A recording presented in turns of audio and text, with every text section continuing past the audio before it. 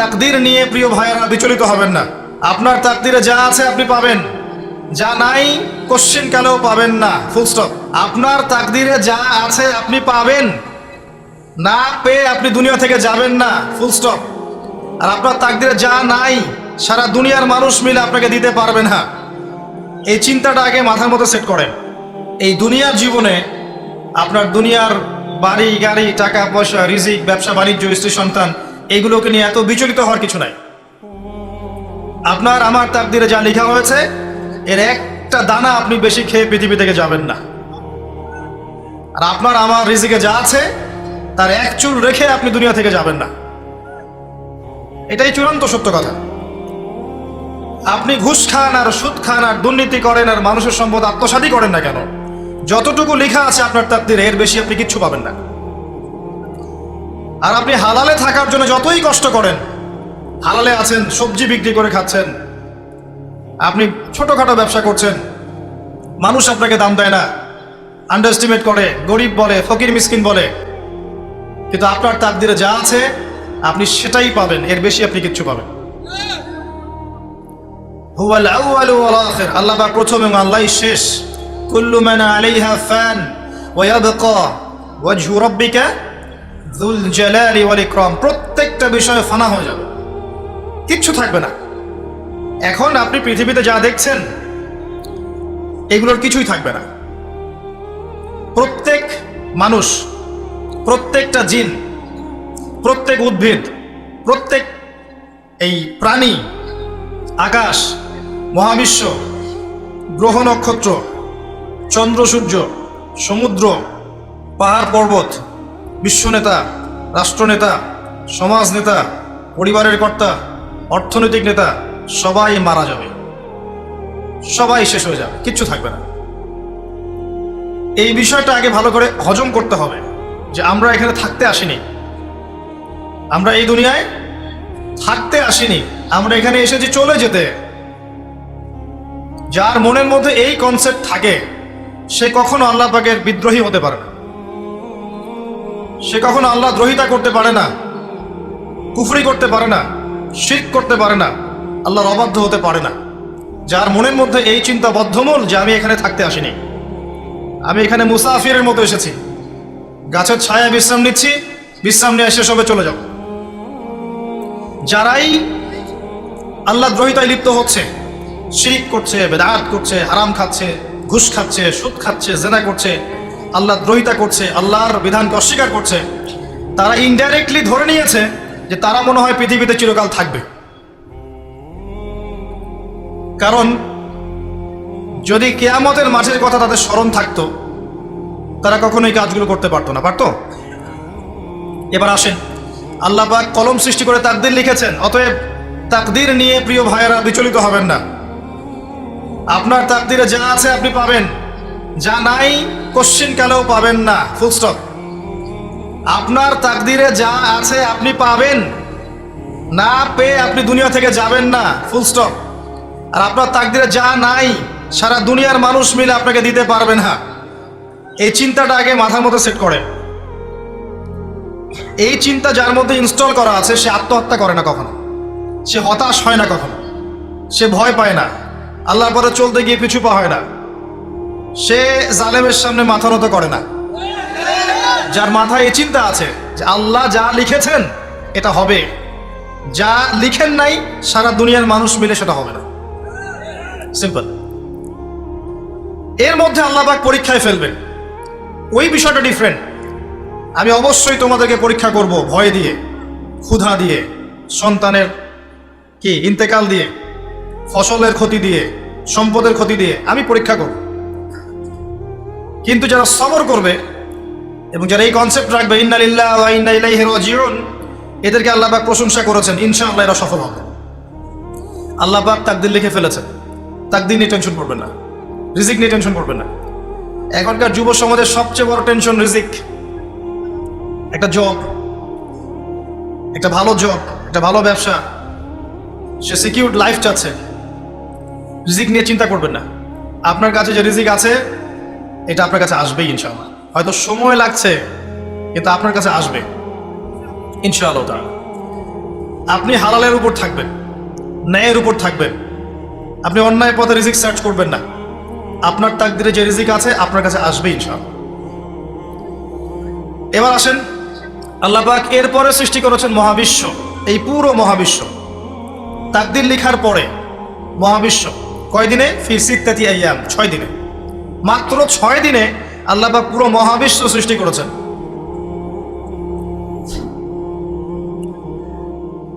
হুয়াল্লাযী খালাকাস সামাওয়াতি ওয়াল আরদা ফি সিত্তাতি আইয়াম সুম্মা ইসতাওয়া আলাল আরশ। সূরা হাদীদের মধ্যে একটা আছে, তিনি সে আল্লাহ যিনি এই মহাবিশ্ব সৃষ্টি করেছেন 6 দিনে, এরপরে আরশের উপর সমাসীন হয়েছেন। আল্লাহ পাক এর একদিন আমাদের একদিনের মতো নয়, বরং কিয়ামতের মাঠে যেদিন আমরা দাঁড়িয়ে থাকব, এই দিনটা হবে আল্লাহর হিসেবে 50,000 বছরের সমান। মানুষ অস্থির হয়ে থাকবে, বিচার শুরু হচ্ছে না কেন। অপেক্ষা করা কাজটা খুব যন্ত্রণাদায়ক, তাই না? কারো জন্য অপেক্ষা করে আছেন, 1 ঘন্টা পর আসবে, এলো না, আপনি অস্থির হবেন। 2 ঘন্টা পর এলো না, 10 ঘন্টা পর এলো না, আপনি অস্থির হবেন, পাইচারি করবেন, বই পড়বেন, নাস্তা খাবেন, হাঁটাহাঁটি করবেন, আপনি ব্যাকুল হয়ে যাবেন। অপেক্ষা করা একটা ডিফিকাল্ট কাজ। কিয়ামতের মাঠে মানুষ 50,000 বছর অপেক্ষা করবে, বিচার শুরু হচ্ছে না কি জন্যে। সবাই গিয়ে ধর্ণা দিবে, প্রথমে আদম আলাইহিস সালাম, তারপরে নূহ আলাইহিস সালাম, ইব্রাহিম, মূসা, ঈসা আলাইহিমুস সালাম। আল্লাহর কাছে একটু সুপারিশ করেন, বিচার যেন শুরু হয় অ্যাটলিস্ট। কেউ কিচ্ছু করতে পারবে না, কারণ সবাই বলবে ইয়া নাফসি ইয়া নাফসি। দূর থেকে একজনের আওয়াজ আসবে, যিনি ইয়া নাফসি বলছেন না, যিনি বলছেন ইয়া উম্মতি ইয়া উম্মতি। সবাই তার কাছে যাবে এবং তিনি আমাদের নবী মুহাম্মদুর রাসূলুল্লাহ সাল্লাল্লাহু আলাইহি ওয়াসাল্লাম সিজদায় পড়ে যাবেন এবং তার উম্মার জন্য সুপারিশ করবেন। উম্মার কবিরা গুনাহগার ব্যক্তিদেরকে সুপারিশ করে তিনি জান্নাতে নিয়ে যাবেন ইনশাআল্লাহ। আল্লাহ তাকে ওয়াদা করেছেন, হে নবী, তোমার উম্মতের কোনো ব্যক্তি যদি শিরিক না করে আমার সামনে উপস্থিত হয়, আমি তাকে মাফ করে দেব ইনশাআল্লাহ। হাদিসে কুদসির মধ্যেও আছে যে, হে আদম সন্তান, তুমি যদি দুনিয়ার সমান পাপ নিয়ে, আসমান জমিন সমান পাপ নিয়ে আমার সামনে দাঁড়াও, কিন্তু আমার সাথে কাউকে শরিক করনি, তাহলে আমি আল্লাহ তোমার সামনে আসমান জমিন সমান ক্ষমা নিয়ে উপস্থিত হব ইনশাআল্লাহ। শোনেন, 1,999 জন মানুষ জাহান্নামে যাবে, প্রতি 1000-এ 999 জন মানুষ জাহান্নামে যাবে। সহিহ বুখারীর হাদিস 4 বার এসেছে। এখানে ইকুয়েশনটা এমন না যে ম্যাথামেটিক্যালি ক্যালকুলেট করতে হবে, এমন নয়। এটা দিয়ে আধিক্য বোঝানো হচ্ছে, বেশিরভাগই জাহান্নামে যাবে। এই কথা আল্লাহ পাক কিন্তু সূরা আরাফের মধ্যেও বলেছেন 179 নম্বর আয়াতে, ওয়ালাকাদ যারা'না লিজাহান্নামা কাসীরাম মিনাল জিন্নি ওয়াল ইনস।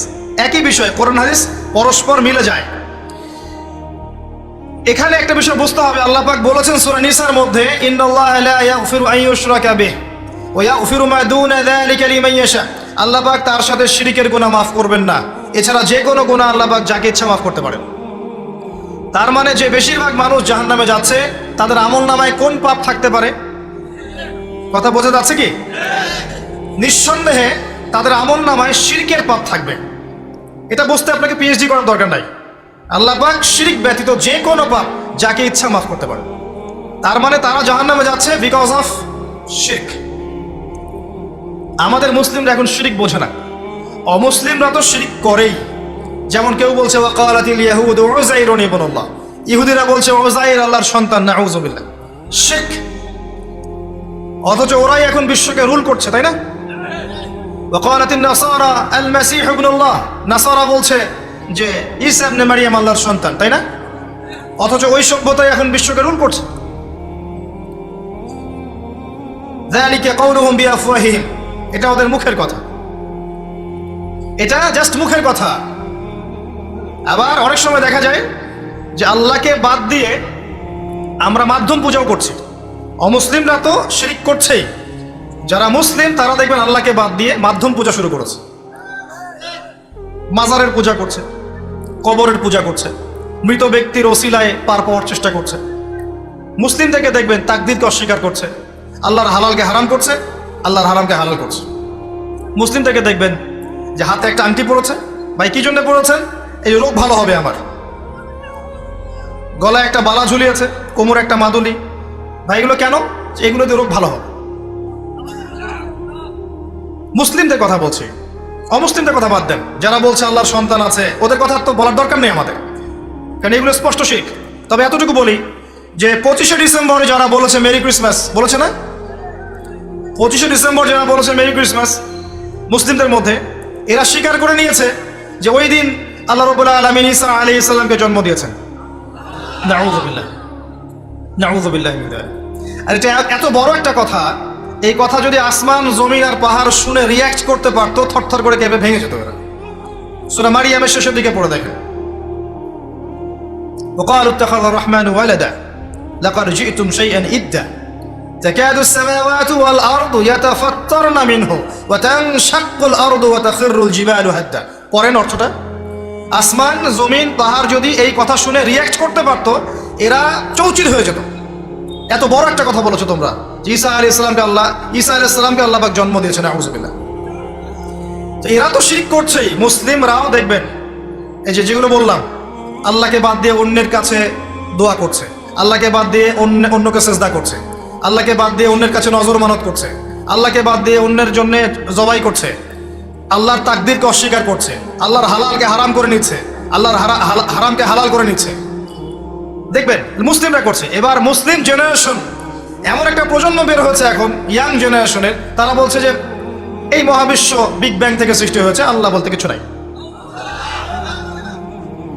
আপনি বোঝেন কি কারণে প্রতি হাজারে 999 পিপল জাহান্নামে কেন যাবে? কারণটা কি? শিরক। আর এই শিরকটা হচ্ছে আপনার চিন্তায়, আপনার কথায় এবং আপনার কাজে।